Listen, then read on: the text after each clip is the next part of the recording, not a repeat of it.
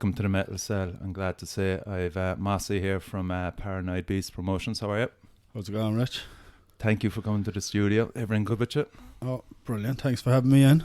Should be an interesting talk. Yeah, I'm looking forward to it, man. I was listening to you last night in work on the Indie Roast. Oh, yeah. We're Borgie Joe, yeah. Yeah, Room 101. Yeah. What's that about? Yeah, they do... They have a radio station in town there. It's actually in a skate park. Unfortunately, they were telling me the last time that the skate park is going to be gone now because it's after being sold to some crowd to develop it or something like that. But yeah, Borgie does stuff. She was actually advertising some of her gigs, and Con was on it, and I listened to it and I thought it was great, so I went away down. We did a kind of stoner rock there. Yeah, it was brilliant. A bit of Irish stuff as well, like, so great crack. Yeah. Great crack. And she was brilliant as well. She's a really good. Where's she from originally? Is she Dutch? She's German. Okay. She's German, and she likes the stuff we're doing, like, and so it was good to get in, have a chat with her.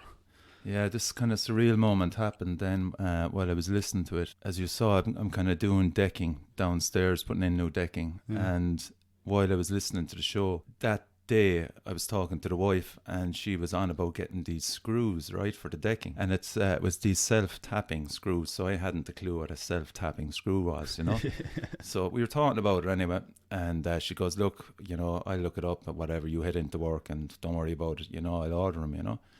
So the whole time while I was watching your Indie Roast broadcast, there was this ad underneath it, right? Didn't pay any real attention to it. Until the show finished. And as I said, I was listening to the music, it was class, And then I was just looking at the ad, and underneath it, and I shit you not, was an ad for self-tapping screws. I'm telling you, they're listening to us, man. They're listening to us all the time. It happens all the time. Like, what you reckon about that? Like? I don't know what's going on with it. Like, I see it happening all the time. Things that you'd be only thinking of. Not even speaking about, but thinking of, and next minute you look at your phone, it's there. I don't know how they're doing it, but... yeah, I mean, for fuck's sake, like, this is a computer and work, right? It's weird. And self-fucking-tapping screws were advertised on it, and I took a picture of it in case wouldn't believe me. Maybe we're all just an experiment, and someone is looking down on top of us and making these decisions or something. Well, you just stepped out of a UFO anyway, that landed in the field, so it was pretty cool. So come here, gigs coming up. Give a mention there to a few of them, if you don't mind. Coming up the end of this month. Actually, first of all, we have Dead Witches, which is going to be on the Spailpin with support from Soothsayer. Wolf Council and Elder Druid, isn't it? Yeah. And Elder Druid from Belfast, who are a brilliant live band as well, actually. That's kind of our first big one this year, so we're really looking forward to that. And Mark Greening, actually, he was the original drummer with Electric Wizard, who played on their classic first three albums, like Dope Throne. Come My Fanatics and all that. And he's actually, it's his band, like he's with Dead Witches. So what instruments does he play? He's a drummer, and he's still playing drums. Like, they have a female singer now as well with Dead Witches. So I listened to him, man. It's pretty cool. Yeah, it's going to give you some different focus as well. Like, do you know what I mean? So I'm looking forward to them. They just had a new album out as well. So the Final Exorcism. So we'll be one of the first, I'd say, to see that live. Great stuff. So hopefully there's been a lot of interest in it as well. So I'd say it could be a good night, like, Yeah, and then you have the Magnapinna and Damage Grows. Is it in Red Sun Alert? Yes, that's the Fred's, is it? Volume 2 there now for the Paranoid Pit and Fred's at the end of the month. What date is that? April the 27th. Magnapinna. I mean, we're going to film and record this one as well. I absolutely love the this Fate band. No More of Ireland. They're fantastic, you know what I mean? They're an original band, they, you know what I mean? And they can just rock a place. Like I think anyone that hasn't seen the Magnapinna, you have to go out and see this band. They're absolutely fantastic live. They played a lot for you actually in your Paranoid ones. Do you know when you first started off there? I think it was Paranoid number 2. Yeah, well, Howard with the Magnapinna and with Partalon as well. Yeah, he's the singer with Partalon as well. like he's kind of part of Paranoid Beast as well. He was with Con, you know. So like Howard helps us out a lot now with backline and stuff like this. Like so he was instrumental really in helping me out when getting started last year. Brilliant. So I'm delighted to have them back in and get it filmed so that people can actually see these guys, you know. All this helps, you know. I mean, like when you started Paranoid back in 2018, I'll never forget, it was 10 Ton Slug in Parkland was the first gig, like, you know, and that was some start. Yeah, fantastic. You know, didn't have a great turnout, like, but I know it started to grow though. Then you know, it's kind of word of mouth, really. Absolutely, and it was at the start anyway. And you know, I think the Poor Relation, like, great venue, man. It's a good venue, but people don't tend to want to go there, and I don't know what that's about. Like, I mean, it's in the city centre, but it seems to be people go, oh Jesus, I don't want to walk, you know. Yeah. A couple of 100 metres down the road there, I'll just. And it's kind of fun as well, looking at the kind of people that are in there for their drinks, and then where the whole thing is setting up. Yeah. And I remember one night, I'd say it was for maybe Venus Sleeps or something like that. There was actually a few people local stayed and watched. Yeah, you know? yeah. Well, I'm sure they used hate seeing us coming in the door, like, because like we used to always get these old men coming up, like saying, "Turn it down," you know. We're like, "No, man, you know, this is a metal concert, like." Exactly. So, So to be honest with you, I think Fred's is going to be way better for the Paranoid Pit. The first one we did last month with God Alone. What was the attendance like? It was a full house. So we haven't had an attendance like that in any of the gigs except for Ritual of the Evil Eye. Like, that was our biggest one last year in the Poor Relation. So I'm hoping, like, as you said, word of mouth will grow it every month, that people will come out and see that the Irish bands. And I mean, like, it's the best scene in the world at the moment as far as I'm concerned. There's no doubt about it in my mind. Like, there's about 60 bands, like. There is, and again, a lot of them featured on your compilation as well, which was huge. I think huge. Yeah, we're delighted with that one. And do you know what? Like we'll be probably doing Volume 3 and Volume 4 as well. Like, you know what I mean? We had 31 acts on that compilation. Yeah, and it's definitely only about half of what we could have, like, you know. Yeah. So we will probably go on with that. We're going to put out a CD of that as well soon. So the feedback was really good, and I thought as well that a lot of bands that weren't featured on it, the next time they'll be actually going, Mossy, get us on it. Exactly, you know? exactly. That's what we're hoping for. Like, I mean, I personally asked all the bands that were on it, you know, because they were the bands that we featured last year on the Paranoid gigs and stuff like that, and look, in fairness to them, like, they all gave us a track, no problem, you know. And I just asked them recently, like, if they mind if we put out CDs, no problem at all, you know. And that's what that's what I love about the scene. Everyone is helping each other out. There really is, like, and that's what we're trying to grow, you know what I mean, and trying to get people to, especially in Cork, like, that this is going on right under your noses, you know. You're down here, you're watching a cover band in a fucking pub, like, do you know what I mean, when there's original Irish music on, you know, up around the corner. Yeah. Do you know? Well, like, and do you know what as well? I know we can talk about it, is the new Monolith 2019 with Cypress Avenue now. Yeah. You might have heard me talking to Shane, the last one, like, Cypress Avenue now is just amazing. Yeah, it's great, great venue. I was in there, I met you in there as well at the that's right, therapy gig, like Jammers, wasn't it? Wasn't it? God almighty. Crazy. I've never seen a crowd like that in there anyway, for any gig, like, so. Hopefully, people will come down for Rotting Christ and stuff. Like, once you get a few gang from Dublin coming down, and again, you know, the Limerick gang are great as well. To be fair, they always travel down. Yeah, they are. Yeah. Like, all the crowd down in Munster, like, they love coming to Cork. You know. Yes. Why wouldn't you? Like, there you go. Why wouldn't you? You know, it and everyone is cool. You know, but like, that's the thing with the metal scene anyway. Like, the people have always been bang on, you know what I mean? Everyone gets on. There's no hassle. There's no one trying to outdo the other one. It's all just cool as a breeze, you know? Actually, and there's no trouble. Never. Never. Which is fucking great. I'm going to metal gigs for a long, long time, like, and I've never in my life had any hassle at a metal gig. Yeah. And it's completely different to what people think. Yeah. Do you know? People are really, there's a huge love of music. It's the music, and that's the main thing, do you know? Like, you can kind of even see it in the voodoo gigs as well in Dublin. Shout out to Peter, aka Walter Meldew, that they don't even, like, you'd see Walter at the side of the stage, you know, he might help out bouncing, but it's kind of self-policing, you know, and you don't have dickheads up on the stage taking the whole stage and kind of dominating it, you know, have to be pushed off and stuff like that.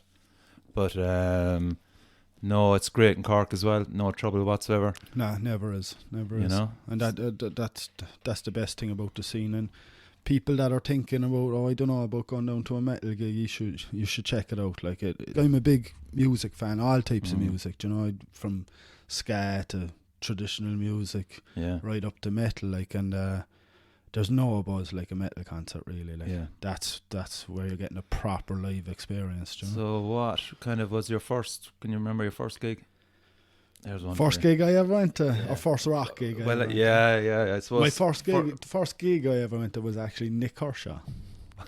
Yeah, that was the first gig I ever went to, and that was where was that? That was in the Savoy in Cork, and the first rock concert I ever went to was Mama's Boys, and that was actually in the Savoy in Cork as well. Jesus, when you can't remember roughly when was that? I think I was trying to. You must have been young at that. I was 13. Jesus, okay. Yeah, so I was 13 when I went to that one. So I think it was 85. Yeah. 85 or something like that. Right. And I remember actually going to that gig. I remember meeting a big, huge biker in there. You know, he was looking at me. He was kind of going, Jesus Christ. And he kind of like, you know, was looking after me for the night. Like, you know, and he like, so even back then, you know, that was the way it was in the metal concerts. People kind of looked after each other. And I mean, that time, like in Cork, like you would have got a lot of, like Status Quo used to come a lot. Yeah, you know, they were City Hall, were they? They'd be in the City Hall, and when I started going to those concerts as well, it was just you know. But who was bringing you? For the Mama's Boys one, I was actually on my own. Like, I went up with a friend from school, so his parents dropped us there. Right. And we were in there on our own. We were left in on our own. There was no problem. City Hall was the same. You used to get the bus. Yeah. Do you know, the last bus from the City Hall to Carrigaline? Oh, yeah, you were living outside the city, of course, it was 11 o'clock, so the gig would just finish and you jump on the bus and you'd be back down. Do you know? Parents wouldn't even miss you? Nah, not at all, not at all. Geez, like, I mean, I'd say probably from, we'll say 13 onwards, like, it was just constant. Did you go to any of the Lark by the Lees? I did. I was at. They were good times. I was at the they one. They were probably the first ones I was going to. Did you see the Rory Gallagher one? Were you there for that one? No, I wasn't there for Rory. I was there for you too. When I missed that one. I missed that one. I hadn't the clue what was going on. They were great, weren't they? Yeah, it was just the crowd. I was watching the crowd more so than the band. I wonder why they ever stopped them. Like, they were fantastic. They were, the location and all. Yeah. You know, and if you got a nice day, it was just beautiful out there. Yeah. So then, kind of the Sheem Shakushli. Yes, I was at the last Sheem Shakushli. I was at the very last one. Was that kind of all trad at that stage, was it as well? That year, Christy Moore was there. Status Quo were there. Were they? Yeah. UB40. UB40. Yeah, they used to regularly come back then as well. The Pogues as well. Pogues were there as well. Poor old Shane McGowan was in bits, of course. And the thing, he managed 2 songs and he was carted off, and yeah, man, Spider there had to take over. And like, that's, I went to try and see him a few times, and every time he was just absolutely mangled. Like, every time, I was the same. It's ridiculous. Then I suppose Fela gigs then were after that. Yeah, I was at all them. All the even ones looking at the posters. Trip to Tip, they were insane. Like Rage Against the Machine. Fate No More, Cypress Hill, House of Pain, that we into Prodigy, of course. Yeah, the Prodigy were who amazing. Kind of got me into rave. Like, I kind of went off in my rave was there for a few years as well. Yeah, I think we all kind of got sucked into that. Oh yeah, absolutely. In Cork, it was huge. You know, it was huge. Yeah. Sir Henry's was just by far the best club that we've ever had in Cork. Like, yeah, I had my foot in both sides at that stage, because the indie scene was so big in Cork then, you had the Shanks, the Emperors of Ice Cream. Yeah. Of course, Sultans of Ping as well. You used to go to the Village? The Village the whole time. Yeah. That was kind of where we used to go to every gig down there, like, Yeah.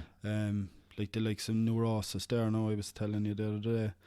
Did they play at the Village? They played the Village. Jesus, I never knew that. I'd still have the album actually I bought, and the day I think it was 1993. No one had a clue who Neurosis were like. Yeah. Do you know, they were absolutely fantastic. And how did you get into them? How did you come across them even? Well, we used to go to that every week. Okay. Like the Village was our regular spot. Like, Right. so like we'd head off up on a. So on a you were Friday probably and there when Saturday. I was there. I thought absolutely. Jesus. So we're the same age. Yeah. Like, do you know? Like we seen Pitch Shifter in there, and Yeah, you used to get a lot of Irish bands as well, like Brawl and Did stuff. Fudge Tunnel come there as well? Fudge Tunnel, remember Not that? sure, no, I Something. didn't see them. Yeah. But not even before that, you remember, like we used Turkey. we used to go to the Nancy Spain's. sure. Nancy Spain's, yeah, Obituary. Yeah, where you'd have Judgment and Kemikill. Like, Kemikill, yeah. I'm trying to get any one of those. I know, in. yeah. If you're listening, Hard. please. We just need to fill in a few blanks rather than reminiscing here. But even before them, then, like, I remember, like, the first kind of metal bands in Cork. You had bands like Scarlet Page. I don't know if you ever Never remember heard of them. The drummer of them actually went on to play with Kemikill. Okay. Scarlet Page, and there was a band called Jinx as well. Jinx, yeah. And- I heard of them. Yeah, they were kind of Rock, were they? Yeah, they were all like, Yeah. like heavy rock metal, Yeah, yeah. heavy metal. You know, Yeah. I suppose at the time, like we would have called it metal, but it was heavy rock, really. Like, and I remember going to see Def Leppard as well. Def Leppard played in Connolly Hall. I can remember the price of the tickets. Still, it was £4.50 to Jesus. get in, and that was just before Hysteria took Okay. off. So you just saw them. It was your man was after losing his arm. Okay. And it was it was actually the very first gig, I'm sure, that he played with one arm, and they were doing a little tour around Ireland. They were doing festival. I think it was Monsters of Rock. They were doing a kind of warm up, Okay. and before they went to do the big festivals, they wanted to try it out. So that was an interesting one. Like, Had that kind of polished sound They back were- then? Can you remember that? The gig much? Or? yeah. They were excellent. They were excellent at the time. Like, I mean, it wouldn't be my thing really. No, like, yeah, but you they, know, they like, have this sound, you know. yeah, it's yeah. Kind of, I suppose it's muttlange, overproduced to death. Definitely overproduced, and I prefer kind of their early Pyromania stuff. And there's another band called Cold Sweat that kind of came out on the wings of them. They were kind of a bit like that. No Sweat? Or No Sweat, was it? Yeah, I saw No Sweat in, Did you? in Connolly Hall as well, and it was actually rammed. Like, so Yeah. I remember that night in there. I'm not sure where they're from, Dublin or something. They might be, or No Sweat. Northern Ireland or something, one or two. They're Irish anyway, but yeah. I just remember yeah. the video of them. They were kind of, it was on an airplane base or something like that. And they Yeah, were singing yeah. I in the don't back of remember it. much about them. All I remember was it was a good gig and there was loads of people there.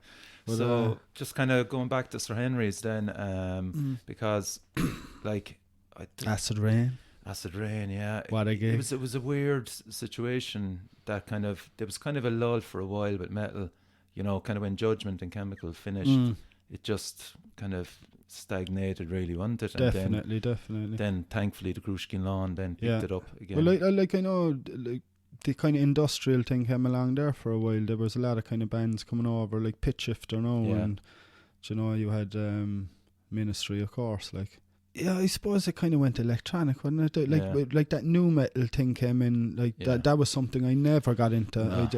I still don't listen to any of that kind of stuff. You know.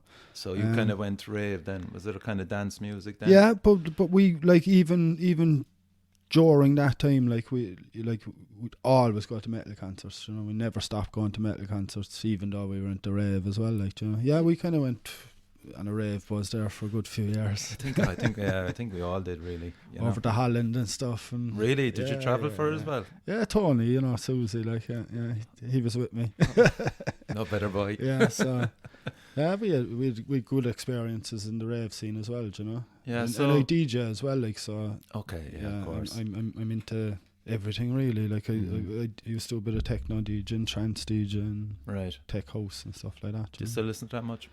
No. You kind of you've really embraced the kind of stoner desert rock stuff. Yeah. When'd you get into that? That's my biggest love, really. Yeah, you that's can see that. That's now, my number one, you know. I got into it through just Queens of the Stone Age. Really, were the first kind of band that I was kind of.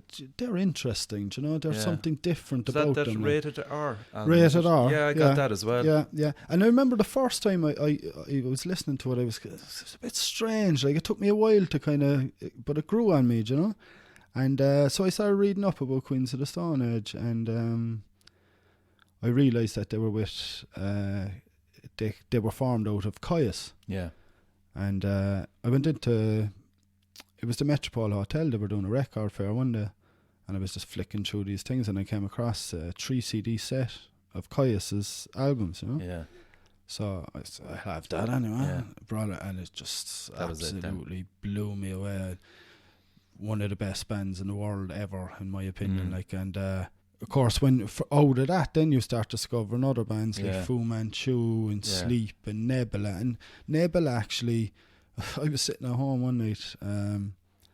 I picked up the Evening Echo, and I was just flicking through, and they were on about gigs, you know, downtown there where they do the gigs and stuff like that. And next minute I spotted Nebula. Like, I was a huge fan of Nebula. Like, I had all their albums and everything. And Nebula are playing in the Crushkeen Lawn. I was like, what? What year was this? Where did that come from? Like, do you know what I mean? What year was this? God, what year would that have been? I suppose it would have been a few years back, I'd imagine. Mid-2000s, maybe? Okay.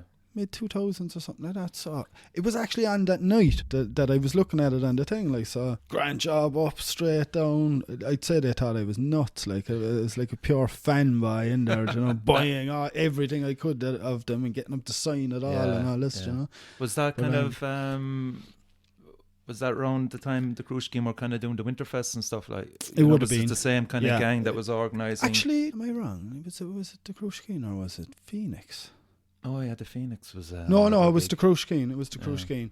I think Tom from Fred Zeppelin's had the Cruise Scheme for a while. You did. You're correct. Yeah. And I think that would have been the time when he was. He was running it. Okay, so they were. I was actually only ever at one Winterfest, which was the one with Eamon Armat. Yeah. Jesus Christ almighty, what a gig, like. Mental. Unbelievable. And they're just right there in front of you, do you know what I mean? Yeah, I spent most of that gig watching the drummer. They were fantastic. Couldn't believe that whole day, actually. I went in for the whole day, and I was just blown away. Like, I was delighted with it, you know? Yeah, there were some fantastic bands played there. Like, I mean, there's still bands now. Like, I mean, Dead Label actually played in 2009. Do you know what? I'd never even heard of the Dead Label until about a month ago or something like that. And I said, who's this band? And I was just listening to a podcast with them there the other day, and excellent band, aren't they? Yeah, brilliant. Yeah, I'll have to have a chat with them. I'd say. Have to have a chat. Yeah. No, I'm a big fan. Primordial played there. Sirocco played there. Jim Tobin's band. Jim did an amazing job, actually, organising those festivals. So shout out to Jim in Malta. Hope you're listening. And Five Will Die as well. Five Will Die, yeah. Howard was out of Partland. Yeah. He was in Five Will Die as well. So. Yeah. So, like, I mean, there was kind of... There was a lot going on then, alright. There was, and again, I just think the arse fell out of it. It wasn't supported. Like, I mean, Donny was on one of the podcasts there. He said there was a band from Japan came over and there was 3 at it or something like that, you know. And it's like... It's painful, isn't it? It is, yeah. Like, that was the thing. Like, what my original idea was to go back to what we had in the village, like, which was you'd watch 2 bands and then you'd have the rest of the night would be a DJ set, like. Yeah. So, like, I did a couple of DJ sets at the first couple of Paranoids, and I kind of realised then after a while, people just tend to go away after the bands, you know. Yeah. So, like, I did it now for the Ritual of the Evil Eye, where I was playing tunes between the bands all day long, like. Yeah. But it's strange, isn't it? Yeah, it's a different change in mentality. I think they just, once the gigs are over, you're gone. You know, they don't hang around. Yeah. Like, I'm a music lover, so I like to hear new things. Like, but a lot of people I see don't like to hear new things. They like to hear the old things. Do you know what I mean? And it's quite strange that way, that, like, especially from the rave scene and stuff, it was all about hearing new tunes and who's that, you know, where's that one from, and then that's how you learn about music. You move out in all different directions then, you know. Yeah, it's strange because, you know, Sir Henry's is a great point because, yeah, you go and see your two bands. I remember Alice Donut from America coming. I think I was there as well. Jesus Yeah, Christ, what a gig. Yeah. But after, when they finished playing, you hung around, you had your beers, you might meet the band, but there was always a DJ playing. Sure. Yeah, Christ, you were there for the night. You were there for the night. Yeah, you certainly wouldn't be heading away as soon as the band was finished. No, it was a whole night. It's event, like, you know what I mean. We missed that place, like. We missed that place. Yeah, you know? it's interesting the way it's going. Just getting back to your Paranoid ones, all the posters. Where did inspiration come from? The posters, even the ones that you do now, they're fantastic. Do you like them? Have you got an artist or how do you? I do all them myself. Do like. you? Yeah. Wow. Do you actually have them printed out in colour print, A4 or A3, or do you like? All the ones from last year, I printed out and I put them up all over town and stuff like that. But I'm after kind of realising that it wasn't really bringing in a lot of people. So what I'm trying now for the last couple of gigs is putting the money towards advertising on Facebook instead. Yeah. Still doing the posters, but put them out on an ad, like, you know, and it seemed to work for God Alone, but that could have been the fact that God Alone are getting big. You know? But I'm hoping I'll know more after the Magnapinna gig if this Facebook thing is working. So I'm not really printing the posters at the moment. I think they just get lost. Do you know what I mean? You can stick them in certain places. It's a shame. Like, I mean, I'd even say it to you now, like, I'd love to have all the 6 ones that you had. If you had spares. I can get you a few of them. I have them at home printed out anyway. Yeah. Like, that was, like, I'm big into art as well, like, so, like, I wanted to print them out for myself, just like that you can put them in frames and, you know, make a wall out of them eventually, you know. So I have them all printed out at home. So, which brings me along. So I said before you come on, I asked you kind of to pick out your top 5 album covers. Oh, yes. Can you enlighten us with... First one I went for was AC/DC. AC/DC. If you unplug, you got it. Yeah, why so? Well, I think I was about 9 or 10, and AC/DC were my first main band that I got into, that I got addicted to, like. Yeah. And I was after buying, my parents got me a record player for Christmas. Nice. So one of the first few albums besides Adam and the Ants, and had Adam and the Ants. Don't knock them. Love Adam and the Ants. Kings of the Wild Frontier. Oh, what an album! Still love it. And I picked up AC/DC Highway to Hell. Right. And just playing it religiously, like. And I had an next door neighbour. My mother was after telling him, you know, I was into AC/DC, and the next door neighbour had a brother. His name was Spider. And Spider was a metaler, like. Spider now was about 6'3" or something, big gangly fella. He looked a bit like Phil Lynott, you know. Okay. And there was a knock on the door one morning, and it was my birthday, like. And I went down, I opened the door, and Spider was standing at the door, and he was like, "Happy birthday! I heard it's your birthday, whatever." And he handed me AC/DC, If You Want Blood, You Got It, on vinyl as a present, you know. And I was like, God Almighty, like. And like that album, when I listen to that album today, it still just gives me goosebumps. Do you know, it like starts off with Riff Raff and you know, you've a whole lot of Rosie, and it's just an amazing album. Probably my favourite live album, I'd say, of all time. And of course, it was recorded in Scotland. Yes, that's right, in Glasgow. Mental, like, when you think of it, like, you wouldn't think it would be Scotland. Yeah, I know they did the video. Do you remember If You Want Blood? That was the Let There Be Rock video that was in France. Right, yeah. And this one was in Glasgow. Yeah, of course, they were all Scottish descendants and stuff like that. But the album cover itself, like, where the guitar is sticking impaled. out of him, impaled through him, like, and then on the back, he's on the ground and the other bit is sticking out of his back, you know. I remember coming across that when I was a young guy as well, in Alan Prim's record shop in Youghal, and just staring at it for 10, 15 minutes. It's fantastic cover, isn't it? It's fantastic cover, like. It really is, and so top class. That's a good start. So what about number 2? What are they in number 2? Tin Lizzy. Oh Jesus, Tin Lizzy. I mean, every album cover really they ever Jim made. Fitzpatrick, Like, well, all the Jim Fitzpatrick's ones anyway. Like, it's hard to pick a favourite out of them, Yeah. really. I love Vagabonds of the Western World. I actually only picked that up recently there on vinyl. So Again. that was the first one Jim Fitzpatrick did for them, for Tin Lizzy. Was Vagabonds the first Yeah, one? because Phil Lynott wanted kind of this picture of them kind of looking like Greek gods looking down on the solar system, and he went to Jim Fitzpatrick, and Jesus. Jim provided him with It's a beauty as well, Oh, it's just a so classic. different, And do you know isn't it? what? The album is like, it's the most underrated Tin Lizzy album. Like, it's fantastic. Like, Phil Lynott, like the first Tin Lizzy album I bought was Thunder and Lightning. Yes, yeah, some live And album, yeah. At the time we were heading over. I used to play soccer, and with the soccer club we were heading over to London to do a little tour. We were playing a few matches over there and stuff. We were only kids now. We were only about 10, I'd say, maybe 9 or 10. And on the way over there, in some shop, I saw the tape, Thunder and Lightning, and I picked it up. So you had the Walkmans then, of course, you know. Yeah. So I just was listening to it constantly for the whole time I was over there. Brilliant album, like. And when I got back to Cork, we were getting a spin home from a friend's father, and he had to stop at the City Hall, and his brother was inside there checking out the sound check, and I was going, what's going on inside there? Don't say. That was Tin Lizzy's farewell tour concert in the City Hall Jesus. the day we came out. I was like, what? I'm too young like to go at that time, do you know? God. So so I missed out on that by about a year or two, like. But it was weird, like, this synchronicity of it, like, do you know what I mean? Yeah. And so I'd say that was some concert, like their farewell tour. It was amazing. Yeah, I never got to see him. For fuck's sake, like. No, I never got to see him with Phil Lynott anyway. Do you know, I've seen him a few times without him. Like, Yeah, they're actually fantastic without him as well. Yeah, do you know? I've gone to a few of the what's it called, the Vibe for Philo up Oh, in yeah, Dublin. yeah, They're yeah. always great. Yeah. I don't know that they do them anymore, but there was always brilliant bands up there.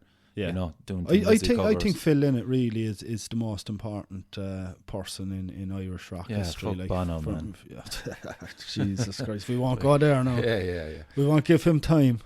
But it's interesting that Jim Fitzpatrick kind of stayed with him. I think they got rid of him then for 2 albums, but I mean, they got him back then for the last. And even the album covers like that, he wasn't there for. They're not great. Like, No, they're do you know, not, they're no. very ordinary. Yeah. I'm surprised why he.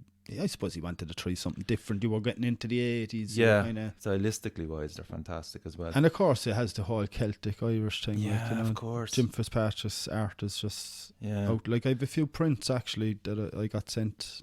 I bought off him, and he signed them as well. Cool. Which is cool, There you like, go. to a mark from Jim. Yeah. It was like nice. When one was the Vagabond's cover, no, Was it? and Yeah? another one was a thing he did of Rory Gallagher, Okay. a black and white drawing, beautiful. Jesus. But all his stuff as well worth checking out. It's weird to think that he became famous kind of for kind of Che Guevara. Yeah, You know? yeah. I tell you a good one actually about that, because he is annoyed at the way that people kind of took his image, Che Guevara, and put it on T-shirts and stuff. Mm-hmm. But we were over in Venice on honeymoon, and I got a Che Guevara T-shirt. I found one in Cork. I think it might have been pennies or something fucking stupid like that. But anyway, I had it anyway. I thought it was cool. So there's this big. We're going along in a water taxi, and there's this big festival coming on the left hand side, you know, and music and red balloons and flags and everything like that. So I go, tell him, what's this, you know? So we got off the taxi and we went over, and it was a Che Guevara festival, right? Yeah. And here I am with the Che Guevara T-shirt, you know. So I says, fuck this. So we went in anyway, and straight away I got in no problem, you know. And so we just got talking to people there, and they were going, oh, so cool, you know, you're from Ireland. And I'm going, yeah. And they goes, you came over from Ireland for this festival? I goes, yeah, of course I am. And they were going, oh yeah, of course, like the IRA, yeah, you're a rebel fighter as well. And I'm going, well, I'm from Cork, you know. But I just couldn't leave it past, you know. I've actually a huge canvas of that image in my front room. of the Che Guevara Yeah. one. Do you know that he actually met him, Jim Fitzpatrick? Yeah. Bizarre, isn't it? I think the two of them came over to Ireland. Like Che Guevara has Irish connections. Like Yeah, an Irish great grandmother. Yeah, she's from Galway, and so like he has huge connections with Ireland, like, which is amazing, really, when you think about it. I think actually, if you look hard enough into it, I think his ancestors are from Cork. Oh, really? Oh yeah, had to be. It had to be. Yeah, Rebel. Okay, so number 3, can you remember Ministry? Psalm 69. Oh, yeah. What a fantastic album, and the cover. I suppose it was a lot different to what we were used to, like, the black and white kind of. There was no name of the album on it. Do you know what I mean? It was all about the art of it, really. Yeah. Like, you know, Ministry were a huge band for us back in the day. Like, you know, when we got into them. Yeah. I think it was sometimes, it was a kind of a progression for a lot of metalers to kind of go that way. Yeah. Because there wasn't much out at the moment, so a lot of people went into Machine Head. I actually went the other way. I went Ministry. Yeah, I went the kind of industrial route as well. Like, I like Machine Head as well, but I never really got into them in a huge way. I seen them a couple of times live, and they're fantastic live band. Loud as fuck. I was looking at going up to that concert in Dublin. I brilliant. think the standing is gone already or something. So that was the last gig in the Tivoli.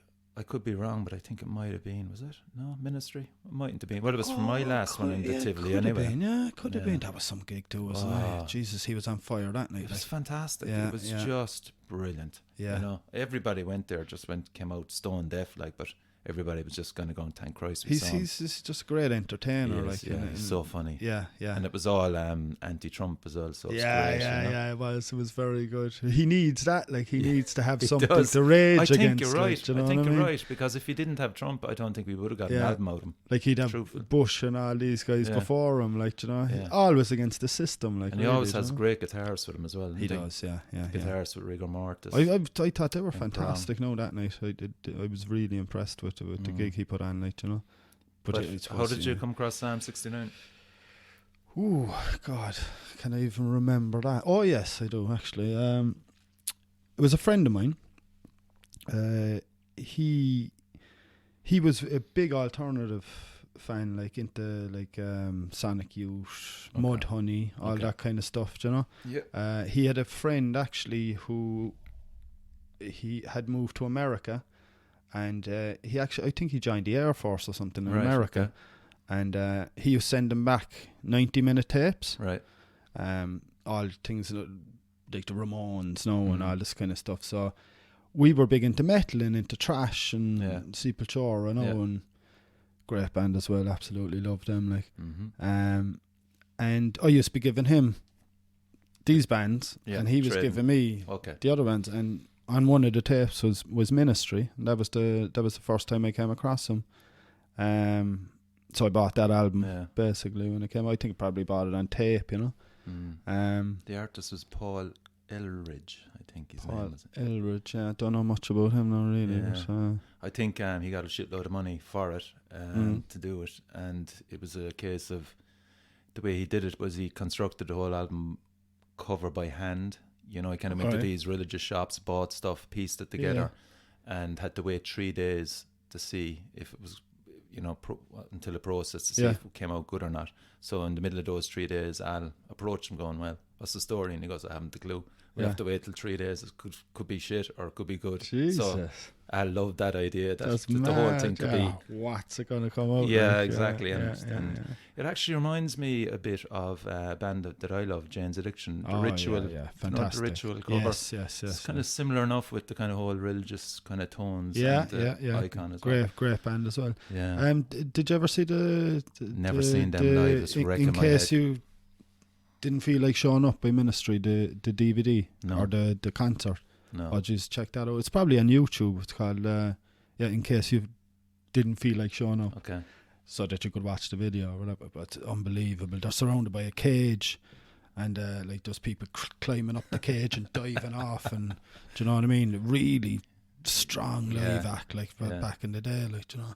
But Sepultura actually were another band. They were my first trash band that I seen, and that was in the SFX in Dublin on the Chaos AD tour actually. Yeah. Fucking hell. What a band, like. Yeah, Pat Clancy, and giving him a shout out there. He kind of didn't kind of go as far as Chaos AD with albums. He said, I think the last album he loved by them was Arise, and then he just cut them off. You get a lot of that with the kind of the death metal fans and the black metal fans and stuff. They kind of stick, if it veers off that genre, they're not interested. You see that a lot with these guys. For me personally, like I like experimentation in music, and I like all kinds of music. I wouldn't say because that's a pop song I don't like it. Do you know what I mean? But that's what happens, I think, with bands like that. But they're missing out then on a lot. Arise is a fantastic, and I can understand the change. Like you're going to Chaos AD, and then of course the Roots was a completely different again. Like, exactly, yeah. Do you know? But they for me are probably my two favourite Secret albums, you know. The one I bought is Beneath the Remains. Yeah, fantastic album as well. And the album, we're on about album art, that'd be probably up there with one of my favourite album arts. You know, just even the whole skull, it was not almost 3D the way you could see what was. The orange head. There was a rose in it. I actually have a patch of it going on my new battle jacket that I've been working on there for a long time. I don't know will I ever get a battle jacket. I'm still well, to be honest, I haven't had a battle jacket since I was about 12 years of age, I'd say. Okay. And I just don't know. I tell you, I'm enjoying it. I'm enjoying putting one together. I always think of Michael over the 10-ton slug and battle jacket. He seems to constantly have it on. Yeah, man's wearing them all the time now as well, isn't he? James Hetfield. He's kind of, maybe that's what is it. Is it we're getting so old now we're kind of going, fuck it, we have to go retro. I think so. I think that's what it is. I've noticed this as well, and like I'd be a big ska fan as well, like, you know. So we used, you know, you go to a lot of ska events and stuff like that. I used to do a bit of DJing ska stuff as well. And like you're getting what it is all the people's kids are after growing up. Yeah. And now they're coming back to what they were originally doing, so they're dressing up and they're, you know, wearing the oxblood docks and the you know, the checkered shirts and the braces, you know, so they're getting back into something that they really loved. And I think it's the same with metal scene, like it's nice. It is nice. It is, because I mean that is your first love and that is your interest, and I enjoy it. And as I said, I haven't had a battle jacket in years, and I'm actually enjoying putting it together, like, you know. And I know, like, we go to the festivals every year, and Jesus, the amount of people that are in looking at patches and badges and stuff like that. There is a big following out there for it, you know. Oh, there is. There seriously is. I mean, a lot of the patches, like you can get, like, they're collector's items, like. Yeah. Do you know what I mean? Like when we were young, I had one denim jacket with a back patch on it, but I never got it. I put it on my blog actually for the metal sale. It's back then you didn't cut the sleeves off the denims. No, you didn't. It's weird, isn't it? No. you put patches down the sleeves. Yeah. It was that's interesting as well, because you were broke and you never had enough absolutely to buy a denim jacket. So when you did, you fucking didn't cut it. There was no way you would be cutting the sleeves off it, like, no way. So my first back patch was Slayer Live Undead. Oh yeah, that was a really cool one. I have that on a patch as well, actually, the smaller one, one of it. But like we used to collect patches. There was a place called Pat Egan's. Do you remember Pat Egan's? Where was that based? Pat Egan's was in the Queen's Hall Castle. Yes. Yeah. Oh yeah, that's the one. And like upstairs, like they would have had T-shirts and patches, and that was the first place you could get patches or studded belts and all the metal kind of gear. Like, but we used to be doing lots of swaps. Do you know what I mean? Okay. If you have a good patch, you could get a fortune for it. You could get, like, someone would give you a studded belt, no problem, for a good patch. Like, that's how rare they were to get at the time, do you know? It would have been mostly AC/DC, you know, Iron Maiden, Killers and all these kind of ones, you know? But if you had a patch that someone wanted, like, you know, razor blade out, cut it out. You had a lot of bargaining power there, like, you know. Yeah, I remember actually having an Exodus one as well. Back when we were a lot younger, you'd rarely see them. You'd only see the AC/DC ones and stuff. See, now you can get anything you want online, you know, which is fantastic. It's brilliant. And as well as that, like, if you bring a bag of cash over to a festival, you could come back. You could come back with a hold all full of patches. Yeah. And like that, a lot of the patches I have there now, I have picked up at gigs and stuff, you know, along the way, like, so. So I'm actually after running out of room on the latest one, so I might even do another one. There you do go. know? And I was thinking about that as well. Like when you were young, like you actually learned to sew and everything by sewing on the patches. Yeah. Do you know what I mean? I might ask the wife to do it for me if I ever go down that way. Oh, you have to do it yourself. That's the whole point. Or Donny Goggin in Youghal, he's an expert patcher. Is he? Yeah. Jesus. He's doing it a long time. So number 4 then is Electric Wizard album cover. Oh, Dope Throne. Dope Throne. Electric Wizard, one of my favourite bands. I'm finally going to get to see them live this year in London in October. Yeah, the Electric Wizard one is basically Satan smoking a big pipe, like, do you know what I mean? A bong. And yeah, like all the Electric Wizard covers, you know, they have that occultism, the band are stoner. into that, are they? Oh, they are, yeah, big time. They love all the old B-movie horrors and right. Like I suppose I kind of going back to the Paranoid posters. Yes. Like I kind of get a lot of influence from them with that, like using kind of old horror posters and stuff and just manipulating them to your own way, like, you know. Electric Wizard, fantastic. Dope Throne as well, an absolute classic. And as we said, Mark Greening. Yes. And from Dead Witches, he played on that album. So cool. If you want to see a real true stoner doom legend, come out to the Spailpin there in a couple of weeks, isn't it? It's April the 19th. April the 19th, so yeah. So the guy actually that worked on the Dope Throne album cover is a guy called Hugh Gilmore.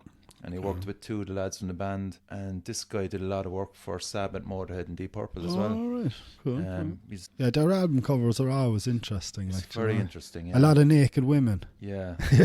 You know, on altars being sacrificed and stuff like this, you know. But Aleister Crowley, you know. Yeah, basically. So your last one then is Acid King, which I thought was interesting. Acid King, yeah. Another naked lady with a pentagram on her. Yeah. Acid King again, another stoner doom band that they were. I actually bought that on CD when I seen it as well, basically for the cover.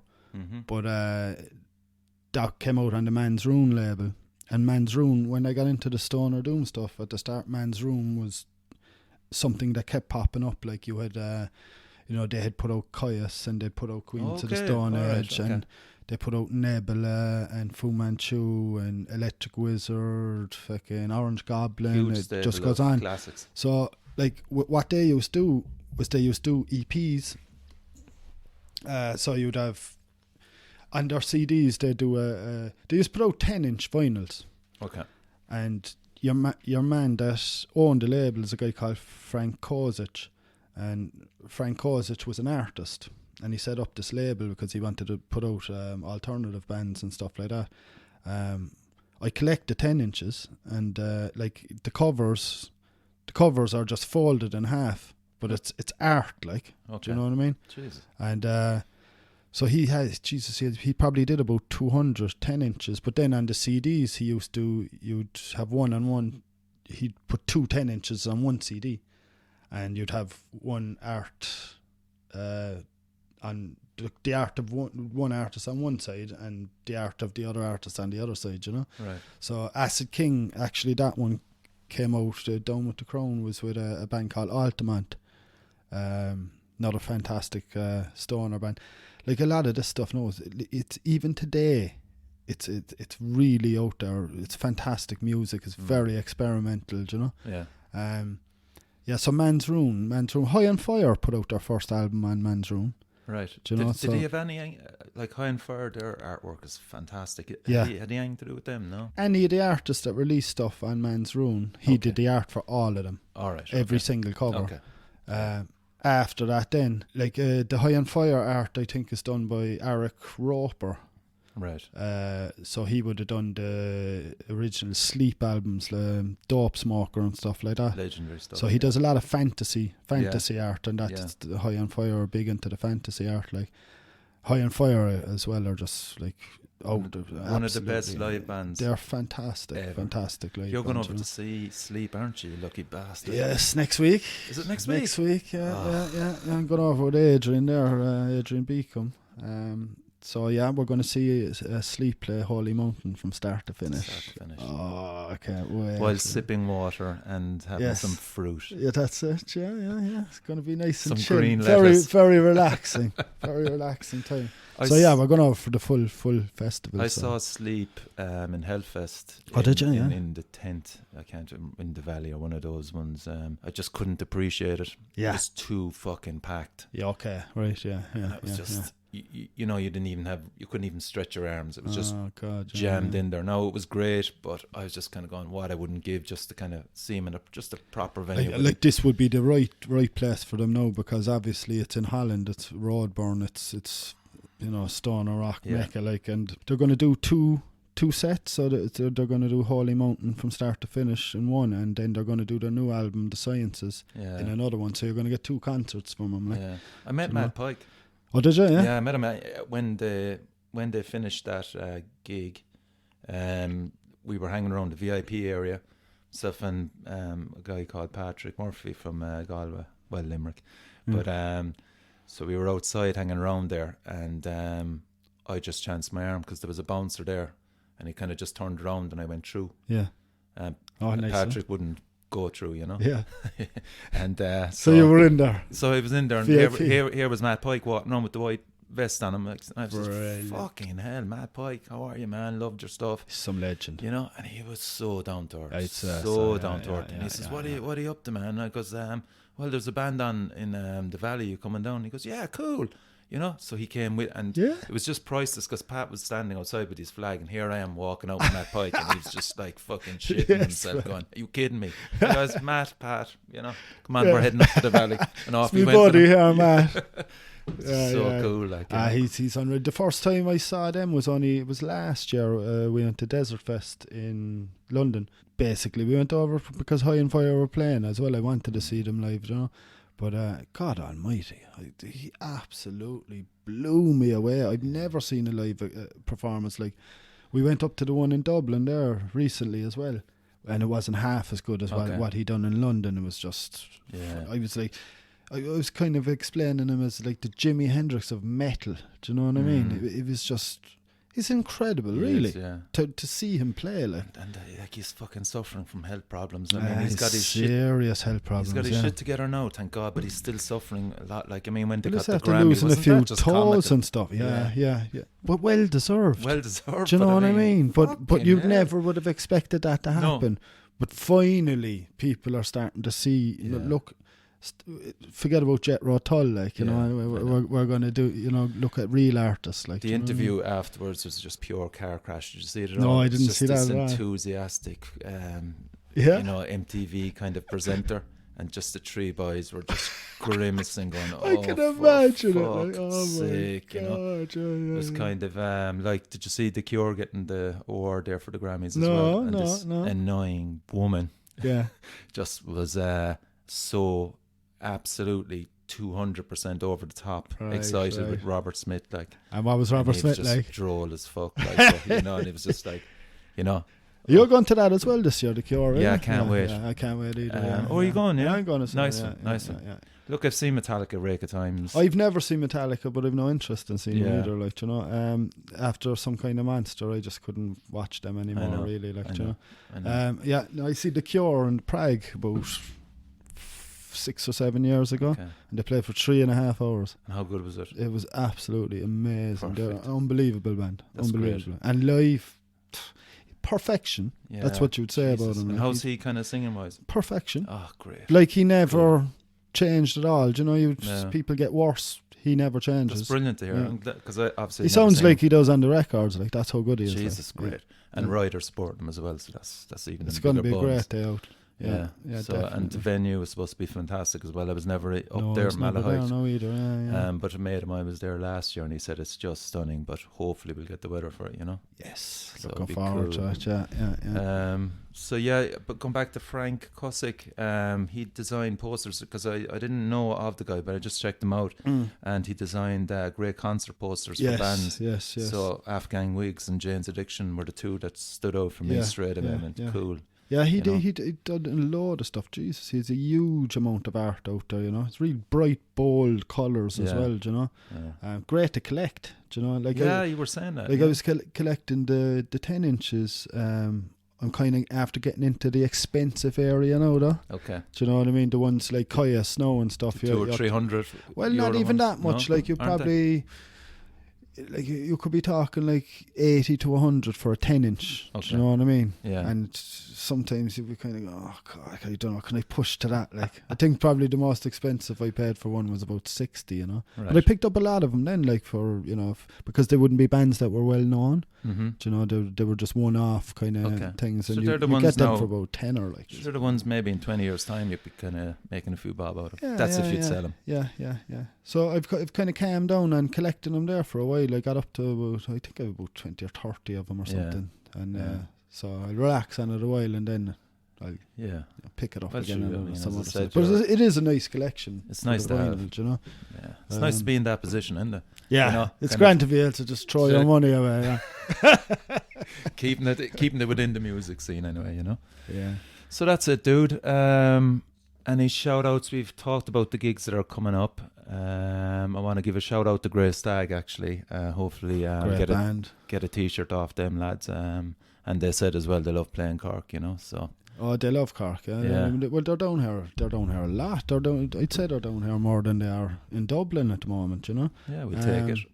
Like they played a couple of times last year. They actually played their first gig for us at the last Paranoid Pit, and they were fantastic, great band. So we're definitely going to be working with them in the future as well. You know. I'd say for upcoming gigs you have of course the Monolith as well.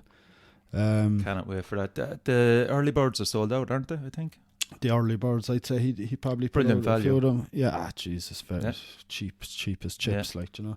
So hopefully now we get people to come down and support this because please do, yeah. This is kind of what we want to do going forward, bringing over bigger bands and like Con put this together. This is Con's baby, Monolith. You know, I do the Ritual of the Evil Eye. Respect Con. And this is Con's baby. You can see it by the lineup. Yes. I wouldn't have even known who Rotten Christ were, to be honest with you. But once I had a look at them, my God, the new album is unbelievable. How the hell did I not know about this band? Like, you know? Yeah. But I suppose so there's loads coming up. Support the Paranoid Pit gigs, please. Please come out and support them. Support your local Irish acts. Yeah, support Irish metal in general, and it's never been so good. So that's it. Thanks again, Mark, for coming on. Not a bother. Much nice talking to you. And don't forget to check out the Metal Cell on Facebook and Instagram. And if there's any bands that want to get in touch with me, contact with me through themetalcell@gmail.com. That's it. Over and out.